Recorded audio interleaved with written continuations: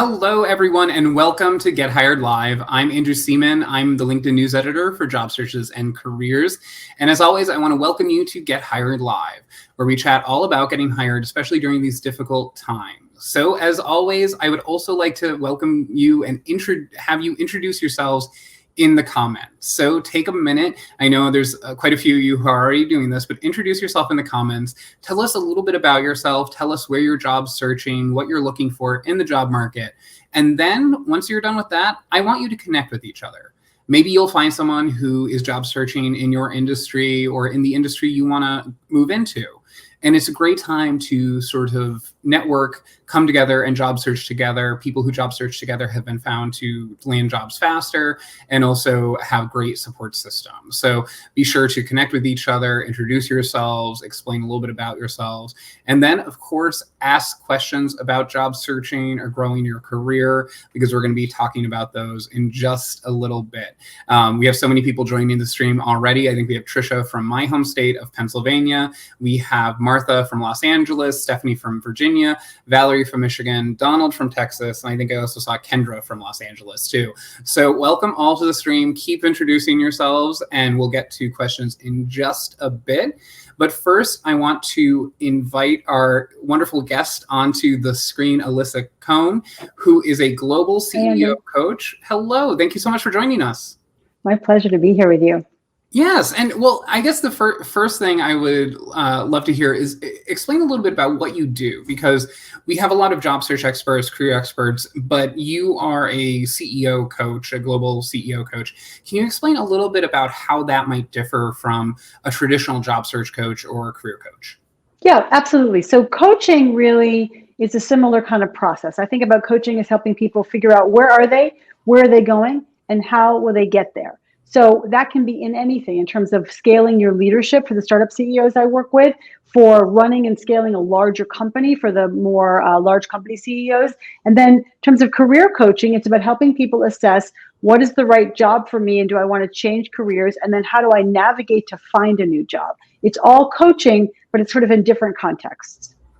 Yes, and I think one of the things that I've heard, especially, and at least seen in the numbers, is that during this pandemic and the recession that is related to it, executives were actually hit, which isn't necessarily common for a lot of recessions. So I assume you're dealing with a lot of people who are in a new territory of trying to figure out, okay, what do I do next? Where do I go? Right? that is really true. Sort of, where do I go next? And then and because they were either impacted, or because they got laid off, or they made the choice themselves, that upon reflection, because this time is really making a lot of us reflect, I want to do something different. So sort of sorting that out and helping them figure out where they want to navigate to next is going to be more significant for them. That's also been very much on point for folks I've been working with. Yeah. And I think a lot of people, whether they are a CEO or just, someone who's entering the workforce, they're sharing those same struggles. And the one thing that we were talking about before the show is what people can do over the next few months. And, I always like to think of the year in seasons, whether or not, it's fall here, or summer somewhere else, or spring somewhere. But for seasons of the year, there's definitely different things that happen with time. So we're right now entering sort of the home stretch. So, we have a few holidays and we'll get to the end of the calendar year. Why is job searching and career advancement different during this time of year than, say, in, the earlier part of the year or the middle?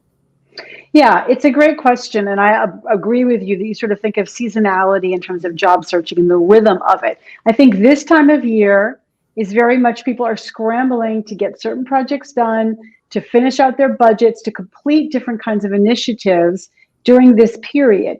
Because of that, they're also thinking, who do I need to hire now so they can hit the ground running at the beginning of next year? So keeping that in mind, I think this is an excellent time to job search for sure, and an excellent time to possibly get hired, because there's a lot of activity going on that lends itself to understanding these are the resources we're going to need. How do we attract those people? Yeah, and I think one thing that often sticks out to me is we have people who, they may be hiring managers, they may be recruiters, and companies sometimes have extra budget at the end of the year. And instead of Yes. moving that money, they'll say, hey, that assistant we wanted to bring on, or that, vice president, let's get that out of the way because we don't know what the future holds for our budget. So I think there's also sort of sometimes a hiring sprint at the end of the year, too. I really agree with that for that reason. Yeah. Yeah. And so for people who are listening, who are sort of in their job search or they don't necessarily know what steps to take next, what would you suggest they do over the next few months toward the end of the year to set themselves up for success? What steps do you recommend for them? So what I always recommend when it comes to job search is that networking is really the number one way you're going to find a great job. So specifically finding jobs comes through networking, and then also finding the right job for you comes from networking. So wherever you are in your networking journey, if you're at the very beginning, like, oh, I need to gather my network, that's a great thing to do right now using LinkedIn, because a lot of us are still restricted to being at home, using LinkedIn and other kind of ways of online networking, and then meeting people virtually if you need to. If you already have a strong network, it's about really thinking about, what do I want to do, targeting specific companies and kinds of positions, and letting some people, maybe everybody in your network, know what you're looking for, and do they have people that you could talk to. So to me, it's really clear. It's not, do you know people who are hiring? That's one question. I think a better question is, do you know people who I could talk to who are at these companies or in these kinds of roles? I would like to learn more. That helps you meet new people, which again expands your network, which ultimately gives you the best job, best chance of being hired. Yes, and I think one of the nice things about the end of the year is there's so many different opportunities to use it as an intro to people, or to sort of reconnect. You can say, hey, listen, things were a little bit slow this week, so I just wanted to reach out and see how you're doing. That's what I recommend to a lot of people, is sort of, use those natural opportunities to start networking if you're a little apprehensive about it. So I think those are fantastic tips. Mm-hmm. Good, thank you. And we have so many people joining the stream. I hope they're submitting their job search questions, their career questions. And we have a lot of people joining us. We have Dale from Calgary, Canada, Flora from Oklahoma, Tamara from Iowa, Ellie from New Jersey, Andrea from Florida, Juan from Madrid. So welcome to all of you. Like I said, get your questions in. And let's start actually with a pre-submitted question. And we actually had a conversation beforehand about resumes. So resumes and obviously resumes, cover letters, they're a very hot button issue. And with the people you work with, you're actually a doubter with resumes. And can you explain a little bit about why? I'm a big contrarian when it comes to resumes. I think that resumes, first of all, I think people spend a lot of time working on their resume and not doing the activities they should be doing, which is networking, researching, and targeting specific kinds of opportunities. The second thing is that I think a resume is sort of this lifeless summation of you. And if you ask people for a job and they say, send me your resume, very often it's, okay, here's my resume. Okay, we'll keep it under file. And that's all you get. If instead you are able to have a conversation with people that really shows more who you are and how you think and how you show up, you're much more likely for them to think, oh, here's a good spot for you, or here's maybe a good role for you that your resume wouldn't have told that story. Yes, and I think there's so many people that, the networking part of it is so important. And a lot of times, if a lot of people who job search, I think sometimes what happens is the resume is the afterthought. And I think, like you said, sometimes it's that HR will come to you and say, by the way, do you have a resume that we need to sort of add to the file? Yeah, that to me is the best use of a resume. And also, you don't have to worry too much about grammatical errors then. That's right. That's right. But yeah, and I guess, but the truth is that for some people, there may be some resume. Sometimes you need a resume. So if you're going after maybe entry-level jobs, if you're sort of at an event and you just want to pass along things, not necessarily a terrific use of it. But resumes are completely out of the question, right? Sorry, they are completely out of the question. Is that what you said? Yeah. No, I agree with you. Sometimes you need to have a resume, right? I mean, I can be a contrarian all day long, but sometimes you need a resume. There's no question. And if that's the case, I would just suggest two things. Make sure your resume is super readable, very grammatically correct, no typos, and super readable with enough white space. And then don't put everything in it. Your resume should point to your future and not so much point to sort of just the activities that you've done so far. It should really point to the things you want to be doing using very strong accomplishments with numbers and metrics and strong verbs so people can really see how you're going to fit into this new role. Yes, and actually that's something that I bring up a lot is people sometimes, they get into the habit of, listen, I've been doing this 10, 15 years, I know what I'm doing, here are my accomplishments, and therefore you should hire me because of those. But in reality, in the job market, is what you can do for people, not necessarily what you've done, because they don't care if you help their competitor for 10 years, they need to know what you can bring to them. So I think that's fantastic. Yeah. Advice. And speaking of sort of entry level careers, we have a question here from Sandra, which is for young people graduating and leaving college. We have people who graduate in January or May. What can they do given high unemployment to compete with professionals already in the market? So if you were just graduating college, what would you be doing right now? Right. The truth is that if you're just graduating from college, you cannot compete with people who've got 5, 7 years or more years ahead of you. Instead, I would step back and think about you can use what you have, which is unique. What you have, which is unique, is a fresh experience of, let's say, technology and let's say sort of the beat of your generation. What you also have is the ability, because you don't necessarily have all the trappings that come with age, like a mortgage and like, a family, you might have the luxury of picking up a number of different kinds of careers to help you create a portfolio now. What I would recommend you do is to think about what are the skills that I can build and who are the people that I can meet through a set of positions that I could take on right now. An example of that is, for example, people might be hiring into the food industry because the food industry is kind of having a resurgence, takeout and sort of the things that are going to relate to the pandemic. That might be the farthest thing away from your mind. You don't want to do that. But nonetheless, if you could land even a part-time job in that kind of environment, you would learn a lot. You'd learn about professionalism a lot. You'd learn about working with other people. You might actually be able to manage other people in a much quicker way than you would have it was a more sort of traditional job that you were thinking about. So that's the way to think about it right now, being creative with what you bring to the table, as well as what is sort of needed out there and what's possible out there in the environment right now. Yes, and one thing that I always tell college students is you have an advantage, especially if you are a traditional college graduate and are younger, is that people will underestimate you. So it's the perfect time to sort of just like keep going and give them your all, no matter what position you're in, because you'll blow them away because they're going to underestimate you. So you have this amazing ability to sort of go, it sort of just makes such an impression, and that goes away as you get older, as I found. So yes, that's an extremely insightful point, though. It's so great, and even just how proactive can you be, how much initiative can you take, all those things are super impressive for someone just coming out of college. Yeah. And we have a question here from Linda, and I think this is a great question, especially you're dealing with people who have very large salaries, and, negotiation for executive positions can get really intense and very detailed. She's asking, what do you do during an interview when you're presented with a salary range that's excessively lower than your prior job? And I think maybe a lot of people are probably encountering this, especially during these difficult times. Yes, it's so true. Here's what I think about from that point of view. Life is trade-offs.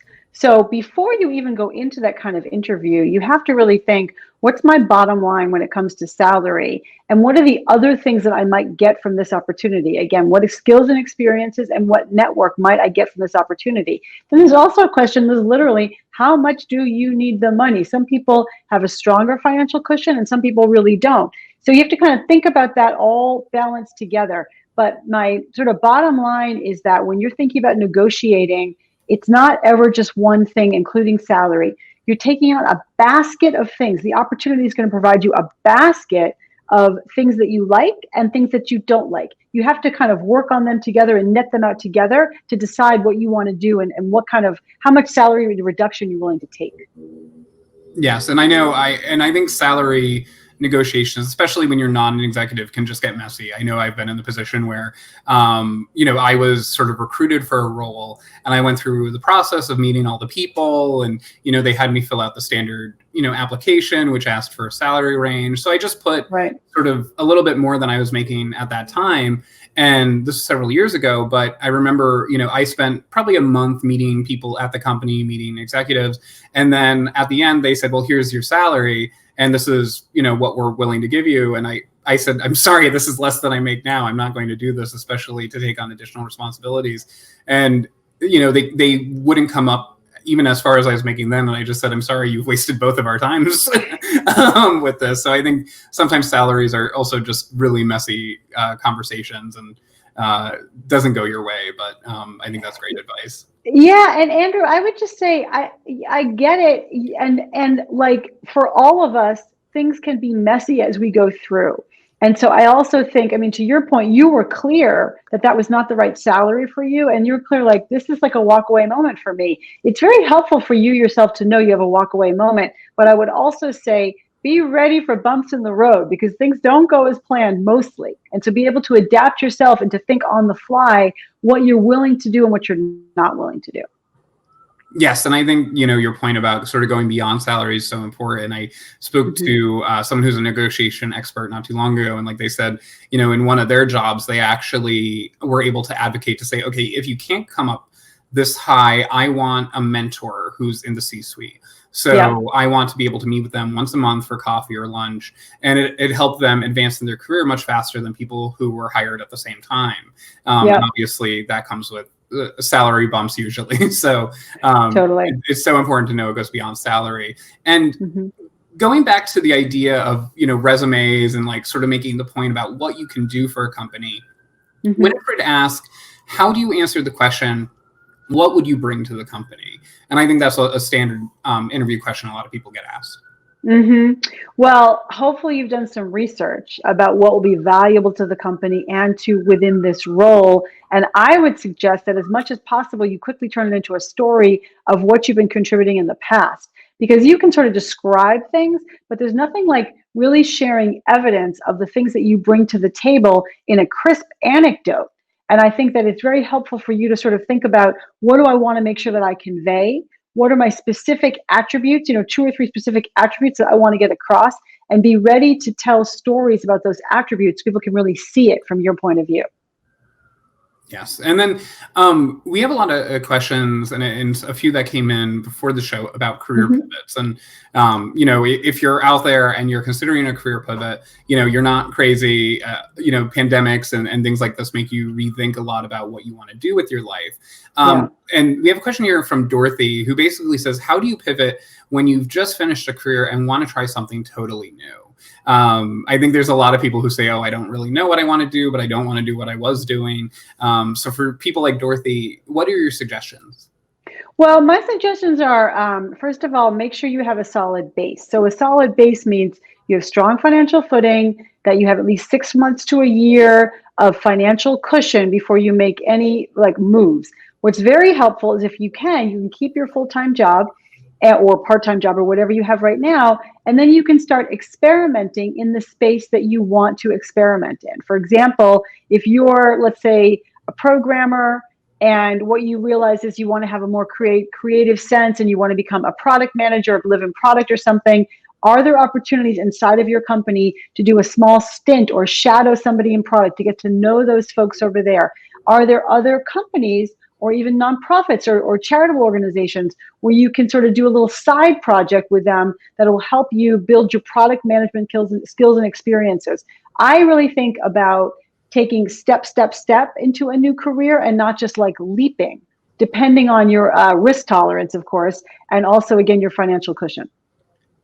Yes, I think that's fantastic advice because coming from a world of journalism, people operate on things called beats. So, someone may cover finances, specifically the stock market. People might cover sports. And you often get to a point where you say, I want to do something different. And I always say it's sort of a microcosm of trying to career switch. So you have to make those slow sort of steps to do the pivot. It's a little bit smoother. So if you're covering finance, you might cover the finance of sports because it's a big business. And then you eventually sort of work your way into I could cover that game. I could do this. And before you know it, you've switched. And it's those baby steps that really, take you down that path. Yeah. Very, very insightful. Yeah. And we have a question here from Michelle, and there's a lot of people who have career gaps right now, or gaps on their resume, gaps in their employment history, and for various reasons. And she said, I have several gaps in my resume for good reason, and feel that employers do not consider me because of this. And I do not have she doesn't have a degree.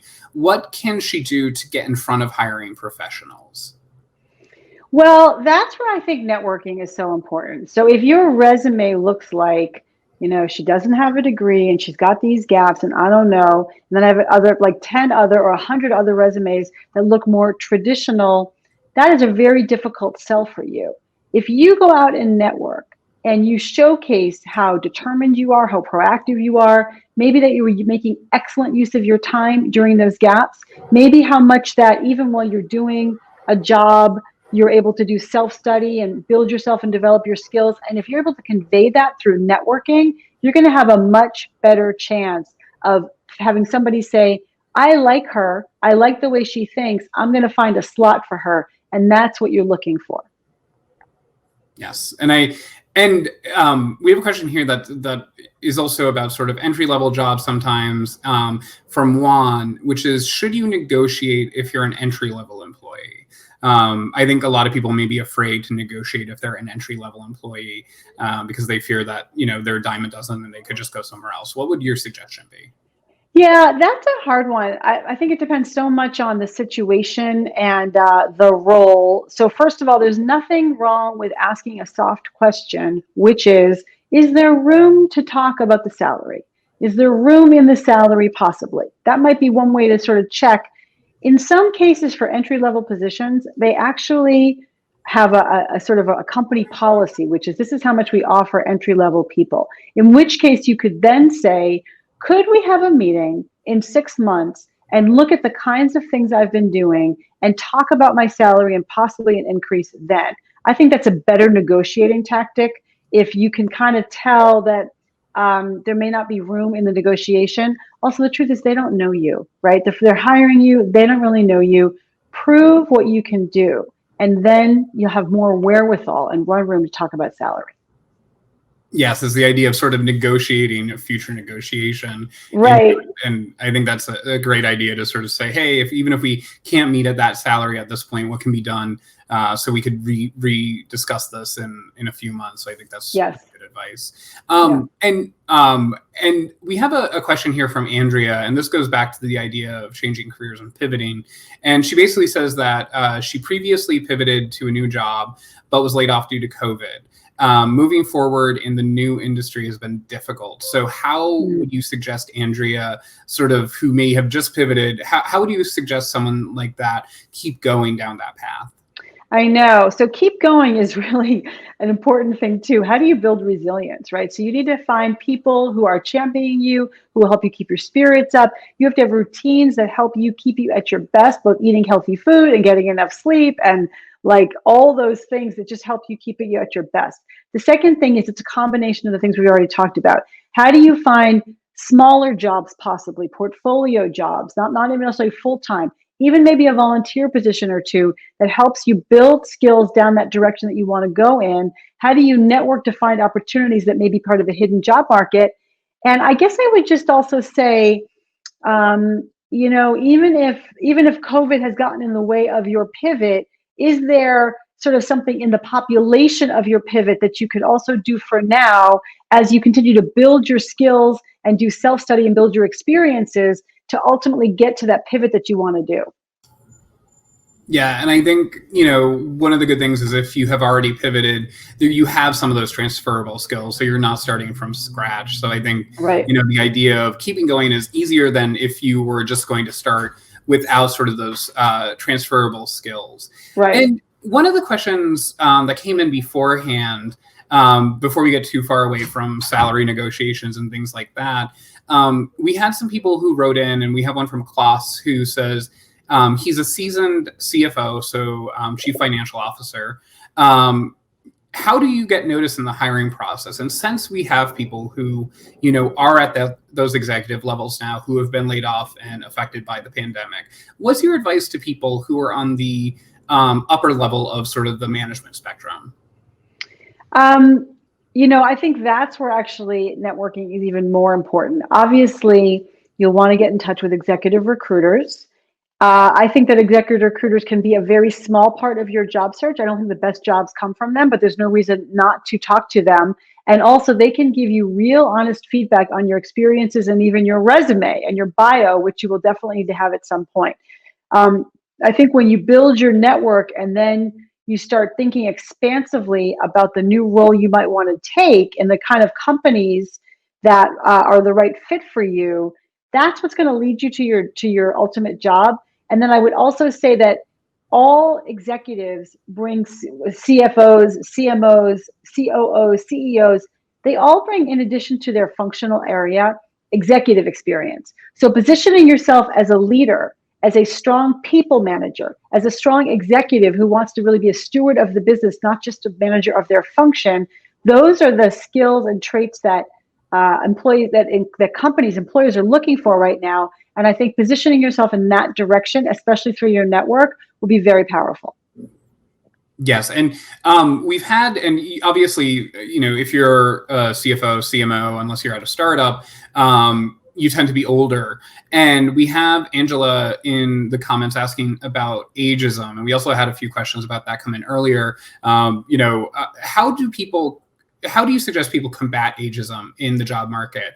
Obviously, there's a lot of sensitivities around that, but it's a very real thing. People say, they're being told they're seasoned or they're too experienced. How do you suggest people overcome that obstacle?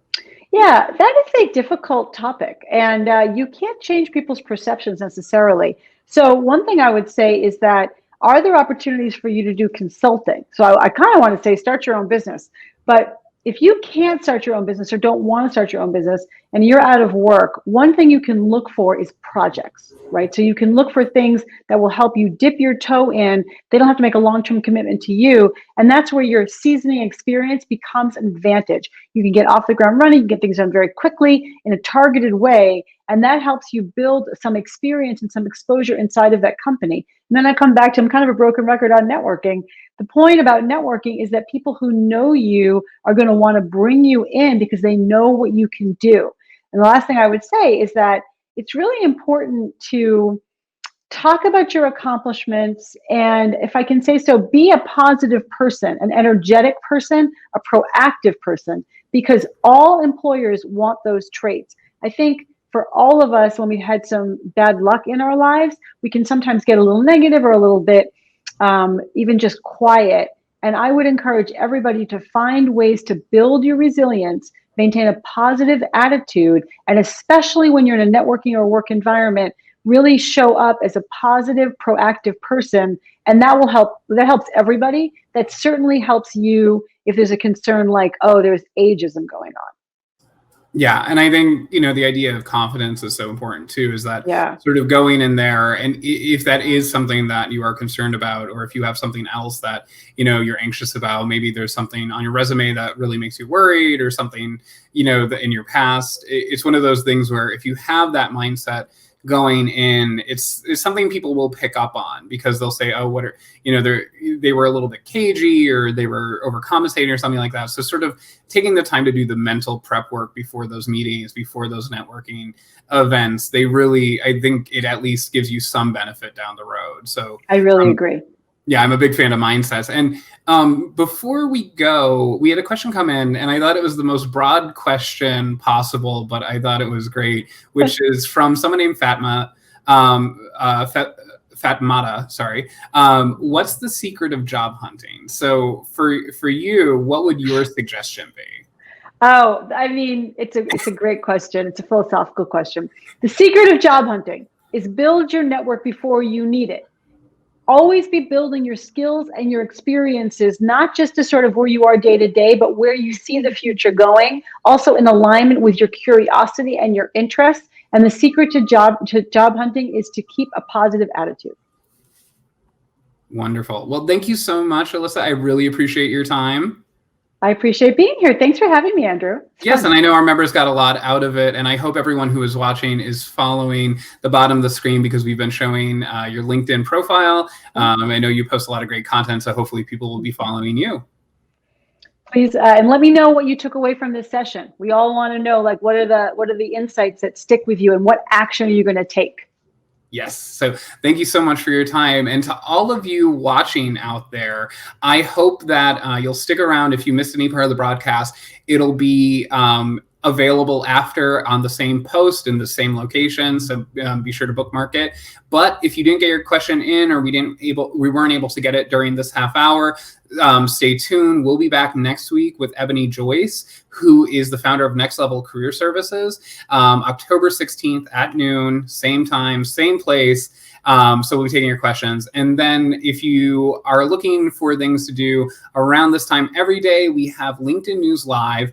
And on Monday, they're going to be talking about what boldness is in the workplace and what it looks like. So how do you embrace uncertainty and disagreement to improve your business? It's a lot about culture. It's a lot about sort of navigating these difficult times.